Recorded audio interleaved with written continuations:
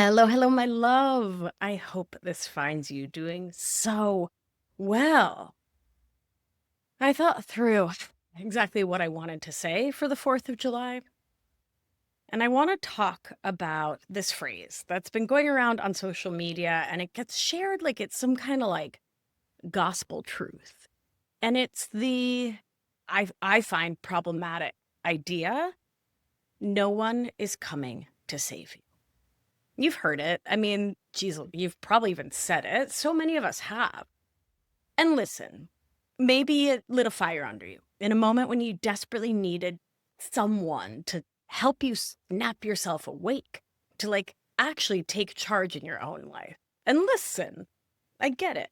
There's a slice, there's an angle of that idea that sounds like empowerment. You are responsible for your own life. And listen, it's not wrong in that no one's going to do your sitz bath or send that email you're terrified of sending or sit on the meditation cushion for you. But, and this is a massive but here, I take serious umbrage with that phrase. Because here's what they don't say when they just say, no one's coming to save you. That phrase doesn't exist in some neutral self-help vacuum. It comes wrapped in the suffocating, soul-crushing packaging of white supremacist, capitalist, heteropatriarchal individualism. That insidious myth that if you just hustle hard enough, fix your mindset enough, cold plunge enough, intermittent fast and mortify the flesh enough, then you'll finally maybe, just maybe, be okay. Like maybe an acceptable human, maybe. No promises, but maybe. Oh, and of course, you won't need anyone. Because isn't that the goal, right? No one's coming to save you, so who are you going to save? Him. You won't need anybody. You'll be so independent. And isn't that what we want? Independence. Right? Like, that's the dream we're supposed to be chasing. But what about support? What about kindness, compassion, empathy, love, mutual aid, help? Those become coded through this phrase, no one's coming to save you, as optional things. Maybe even as weak, as failures, signs you're having a codependent slip, or you're falling off the wagon, or being too much or extra for wanting what we all need, which is, after all, each other. It's the whole damn point. And that messaging is literally rewiring your nervous system, our collective nervous system, our society, for ever more isolation. And right now, in these times of rising fascism and manufactured division, that isolation isn't just personally harmful, it's politically dangerous. Because here's what authoritarians know that we've forgotten somehow. Isolated people are easier to control. Ask any abuser. Disconnected communities obviously can't organize. When we're all struggling alone in our separate silos, we can't build the collective power needed to resist systems that profit from our suffering. Beginning, middle, and end, right? And so the pull yourself up by your bootstraps mythology isn't just toxic wellness culture, though it is. It's a tool of oppression in a deep and lasting way. It keeps us from seeing that our individual struggles are not individual. They're connected to larger systems of harm. It stops us from organizing, from mutual aid, from checking in on our neighbors, from masking up to protect those who can't, from revolution. Listen up, my beauty. You, my darling, tender little teddy bear of a human, you are not a silo. No, you are not. You are a mammal, a social creature, a being with a nervous system that was like literally biologically evolutionary wired for co-regulation. Your body was built to settle, to orient, to soothe through connection, through reciprocity, mutuality, through the felt sense of being with. Not just in some like quarterly drink surface level kind of way, but in the deep porch sitting soup on the stove. I got your spare keys and I know how you like your coffee. Of course I'll drive you to the airport kind of way. That whole no one's coming to save you thing It's rewiring our brains for danger. It tricks your nervous system into staying hypervigilant, into scanning the horizon for threats instead of scanning for people who could help. And then, like the cruelest self-fulfilling prophecy, you become more alone. You literally wire your body towards disconnection as you repeat the story, this is all on me. Because what we practice, we strengthen. Us nerds will say, what fires together, wires together. Same. So if your story is no one is coming, you stop reaching out. I mean, of course you do. You stop calling your friends when you need help moving. You don't ask anyone to bring soup when you're sick. You don't reach for a hand when you're falling apart in the grocery store. No one is coming. And if you're someone with codependent, perfectionist, or people-pleasing habits, what I call emotional outsourcing, chances are you've already been overfunctioning for other people while under-receiving for yourself for years, if not since the second you were born. This messaging just digs that trench deeper. It tells you that needing support is failure, that help is weakness, that if you're struggling, it's on you to fix it in isolation. Right? Here's what decades of neuroscience, attachment theory, and social psychology tell us. We co-regulate. It's not like nice to have. It's not a luxury. It's biology. Our autonomic nervous systems literally evolved to connect with others. Ventral vagal activation, your heart rate slowing when your friend rubs your back, it's programmed in. It's the cortisol drop when you cry in someone's arms after a rough day. It's that oxytocin, that love chemical, flooding your system during a hug that lasts 6 seconds or more. These are the mechanisms through which the body feels safe enough to start repairing. The research on social connection is staggering. Chronic loneliness impacts mortality risk equivalent to, are you sitting down? Smoking 15 cigarettes a day. That's a lot of cigarettes. But here's the flip side. Social support doesn't just feel good, it literally changes your brain. Studies show that people with strong social networks have better immune function, lower inflammation, improved cognitive function, and live longer, healthier lives. Work on attachment shows us that we are wired from birth to seek and maintain emotional bonds as a survival strategy. And Deb Dana's polyvagal informed theories demonstrate how co-regulation with safe others literally rewires our nervous system towards resilience. And here's what makes me rage. This isn't news to capitalism. They know connection heals. They know isolation sells. Why do you think every advertisement promises belonging through consumption? Why do you think social media platforms are designed to give you just enough connection and that promise of dopamine to keep you scrolling, but never enough to truly feel satisfied? My beauty, they are literally monetizing your mammalian need for connection. And sure, yeah, fine, personal responsibility matters. I'll never pretend otherwise. Come on.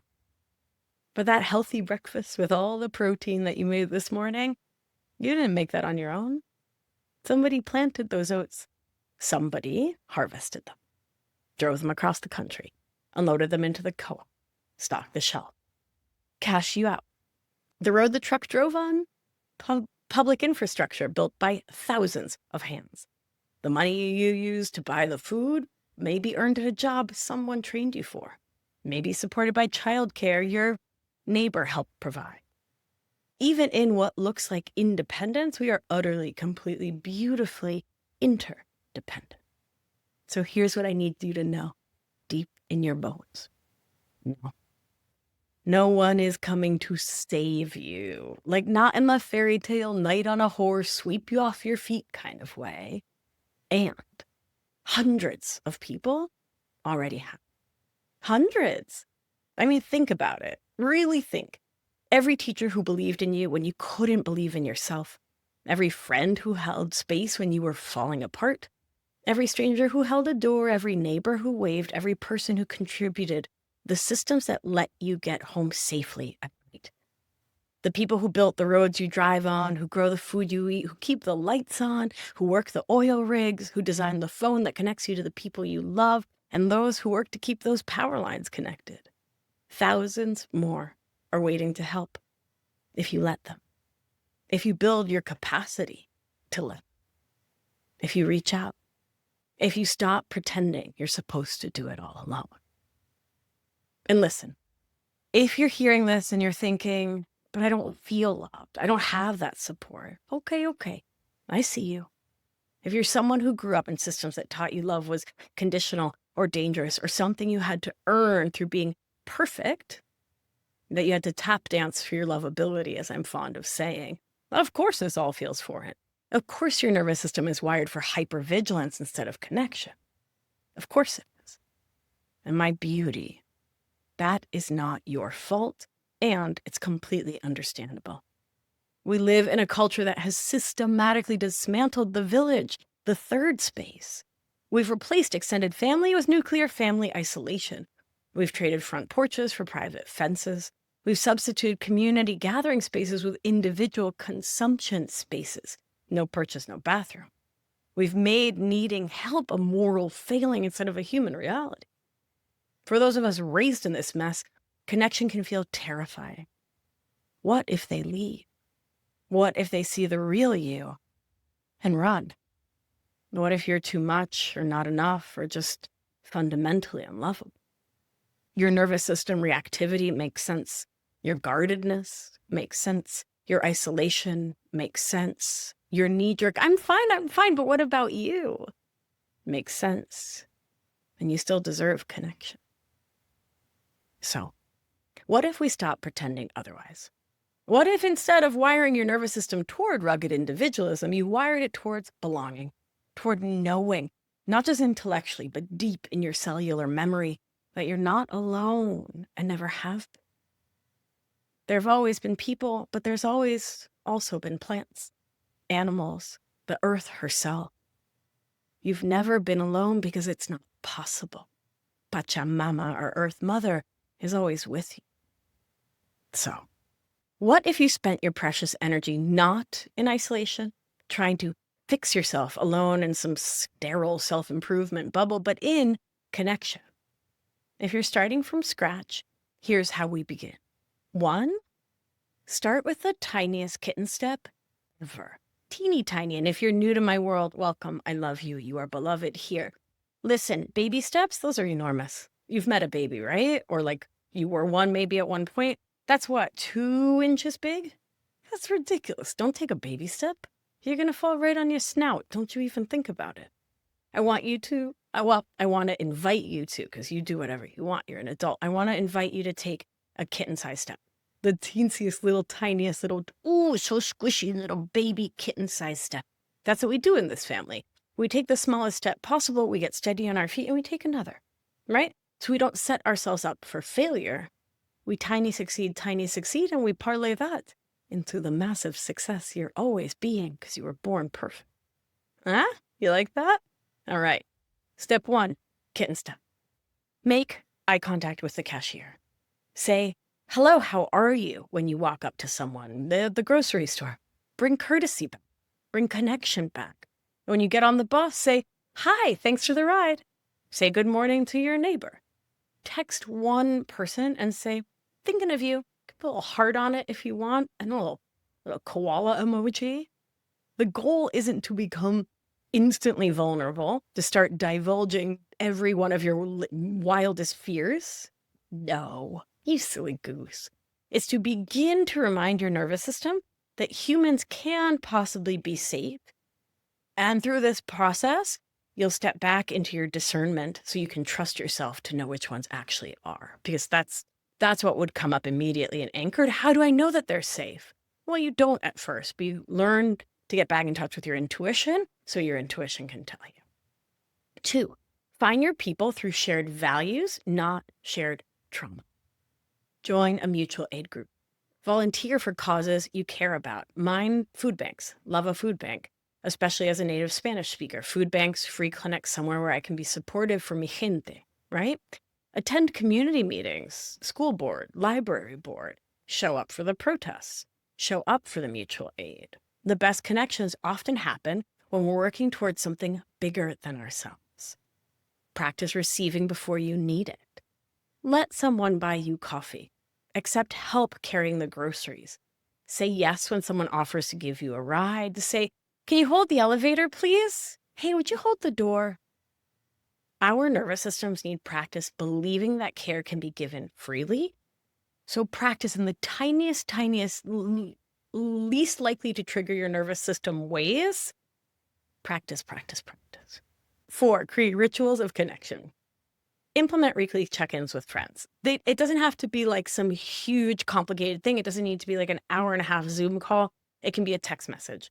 My girl Krista and I, we text about our priorities for the day every morning. It takes 3 seconds. 12 seconds. Check in with friends. Consider going to or creating seasonal celebrations. Consistent connection builds trust over time. And yeah, maybe there's a story in your head that someone else should be doing it, but as long as we are all always thinking that, it's never going to happen. Show up for others in small ways. Bring cookies to new neighbors. Offer to walk someone's dog. Share your garden tomatoes. Hold space for someone's story. Connection is reciprocal. Giving and receiving both build the network, and we need the network now more than ever. Use technology intentionally. Send voice messages instead of endless texting, video calls instead of just phone calls. Join online communities centered around your interests and values. Don't be scared to use apps that we maybe think of for dating as a way to find friends. I've done it. It really works, and it's super fun. Be honest about your needs and start with little ones, building your way up. I'm feeling isolated and looking to build more connection. Would you like to take a walk? I need help, but don't know how to ask. Could I practice with you? Vulnerability is magnetic. It gives others permission to be real too. And remember, you're not looking for perfect people. You're looking for people willing to show up imperfectly, consistently, and with care. And if you are neuromagical, queer, disabled, BIPOC, otherwise marginalized, your need for connection and community might look different than other people's. And that's not only okay, it's beautiful. Find your communities. Seek out spaces where you can exist exactly as you are. Online communities count. Chosen family counts. Whatever form of connection feeds your soul, that counts. Being a bigger part of your friends' lives. Letting yourself be seen in your mess and your joy. Sending the, hey, I'm spiraling, can we talk text? Or, hey, I'm walking, want to join me text? Sitting beside someone in silence and letting that be enough. Asking for help before it's an emergency. Bringing the treats. Offering your couch. Sharing your tools. Driving to the airport. Creating the village you want to have. So, I want to offer this reframe, my darling, beautiful, amazing, tender ravioli. It's not, no one is coming. It's, we come for each other. We show up. We hold space. We bring casseroles and tissues and spare phone chargers and fierce love. And you deserve that kind of support. Not when you're better, not when you've fixed the anxious parts or healed all the trauma or become some perfect version of yourself. You deserve love, care, support, exactly as you are in all your messy, beautiful human glory. And in these times of rising authoritarianism, this isn't just about personal healing. It is, in fact, political resistance. Connected communities are way harder to control. People who know they belong can't be sold the lie that they're alone. When we show up for each other, we build the mutual aid networks that keep us safe when institutions fail us. When we choose connection over isolation, we're not just healing ourselves. We're healing the world. Because we don't heal. We never have. We're not supposed to. And that's not a bug. That's the most beautiful feature of being a human. So my beauty, stop trying to be a silo. Start being a village. The world needs what you have to give, and you need what the world has to offer. It's time to come home to each other, to come home to ourselves, and to build the world we want to see. Happy Interdependence Day. Show up for yourself. Show up for each other. Thanks for listening. Let's do what we do. Gentle hand on your heart should you feel so moved. And remember, you are safe. You are held. You are loved. And when one of us heals, we help heal the world. Be well, my beauty. Mwah. I'll talk to you soon. Ciao, ciao.